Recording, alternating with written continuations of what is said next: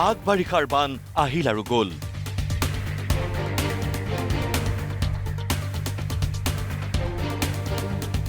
কিন্তু শেষ নহল ৰাইজৰ দুৰ্দশা। জোনাইত বানে চুৰমাৰ কৰিলে কৃষকৰ সপোন। বানৰ সমানে ঠায়ে ঠায়ে খহনীয়াই লৈছে ভয়াৱহ ৰূপ। কিছুদিন পূৰ্বে চিলে নৈৰ বানে প্লাবিত কৰিছিল জোনাইৰ মালভোগ, শান্তিপুৰ, ৰাভাকাঠনিকে ধৰি বিস্তীৰ্ণ অঞ্চল।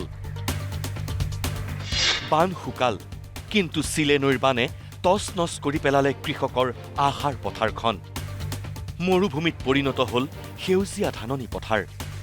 বালি খান্দি কৃষকে বিচাৰিবলগীয়া হৈছে ধানৰ গোজ। মূৰৰ ঘাম মাটিত পেলাই পথাৰত সপোন ৰচিছিল কৃষকে, কিন্তু বানে সকলো মুখিমূৰ কৰি পেলালে। কি কৰিব?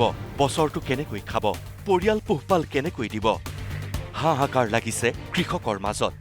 19 তাৰিখৰ পৰা যিটো নেৰানেপেৰা বৰষুণ পৰি আছে অৰুণাচলত, সেই বাৰণী পানী, চিলে নদী পানীয়ে আহি গোটেই আমাৰ শান্তিপুৰ মালভোগ গাঁৱৰ আমাৰ এই খেতি পথাৰখন যিদৰে পানী আহি ধ্বংস কৰি গ'ল, আপোনালোকে নিশ্চয় দেখি পাইছে। ইয়াত এতিয়া যেনেদৰে বালিয়ে গোটেই খেতি পথাৰ পুতি দিলে আৰু আন আন পানী তেওঁলোক শুকা নাই।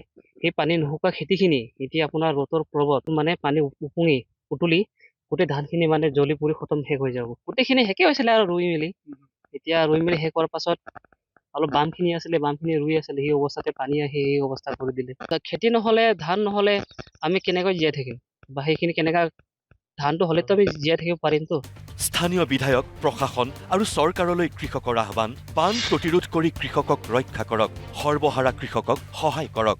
প্ৰশাসনৰ এটা অনুৰোধ যে এগ্ৰিকালচাৰৰ মানুহখিনি এইখিনি চাব লাগে, ৱাটাৰ ৰিচোৰ্চৰ মানুহ সেইখিনি চাই যাব লাগে, কেনেকৈ কৰিলে কি হ'ব বা ক'ত গাইড বান্ধিলে ভাল হ'ব, পানীটো কেনেকৈ ৰক্ষা কৰিব পাৰিম, সেইকেইটা চালে মানে ভাল পাম। আমাৰ জোনাই সমষ্টিৰ বিধায়ক শ্ৰী ভুৱন বিকুসিংহ ছাৰ ডাঙৰীয়ালৈ এটি অনুৰোধ থাকিব, তেওঁ আহি আমাৰ সেই যিটো নেকি আমাৰ পানী পৰা সেই অঞ্চলটো এবাৰ আহি চাই যাব বুলি মোৰ অনুৰোধ থাকিল।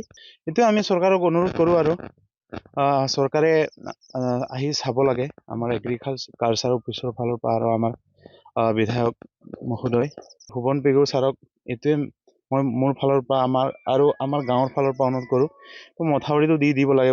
একেদৰে বানৰ সমানে জোনাইত খহনীয়াও লৈছে ভয়াৱহ ৰূপ।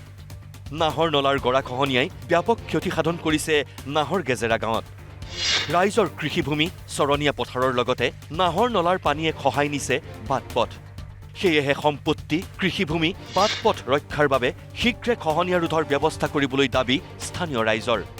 আমি বহুত চিন্তাত পৰি আছোঁ। চৰকাৰে আমাক কি ধৰণৰ এই গৰাখহনীয়াবিলাক ভালকৈ ৰাখি দিব পাৰে, এইটোকে মানে আপোনালোকলৈ মই অনুৰোধ কৰিছোঁ। বৰষুণ আহিলে পটাপট আহি যায় আৰু পানী এনেকুৱা জোৰত আহে নহয়, লগে লগে গৰাখহনীয়াটো লৈ যায় মাটিটো। চৰকাৰে এইকাৰণে এই ব্যৱস্থাটো অলপ কৰি দিব বুলি আমি আশা কৰিছোঁ। আনহাতে দেৰগাঁও বিধানসভা সমষ্টিৰ দক্ষিণ আহতগুৰিত ব্ৰহ্মপুত্ৰৰ খহনীয়াৰ তাণ্ডৱ। ব্ৰহ্মপুত্ৰৰ এটা খুঁটিয়ে খহাই ছিঙি পেলালে অঞ্চলটোৰ বিভিন্ন স্থান। নৈৰ বুকুত বিলীন হৈছে কৃষিভূমি, বাট পথ। আজি বিধায়ক মৃদুল কুমাৰ ভূঞাই খহনীয়াগ্ৰস্ত অঞ্চল পৰিদৰ্শন কৰি খহনীয়া প্ৰতিৰোধৰ আশ্বাস দিলে ৰাইজক।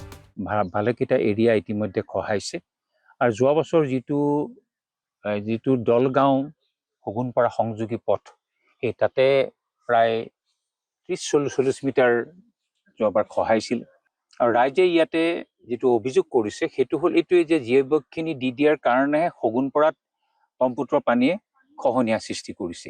সেইকাৰণে আমাৰ বিভাগীয় কৰ্তৃপক্ষ যিটো আমাৰ ৱাটাৰ ৰিচোৰ্চ, তেওঁলোকক মই ইতিমধ্যে কৈছোঁ, তেওঁলোকৰ কথা পাতিছোঁ যে আপোনালোকে শগুনপাৰা গাঁওখনত প্ৰথমে জিঅ'বেগ দি সম্পূৰ্ণ কৰক, তাৰপিছত যিখন ব্ৰিচিং আছে সেইখন তেওঁলোকে বন্ধ কৰক। Bureau report, news live.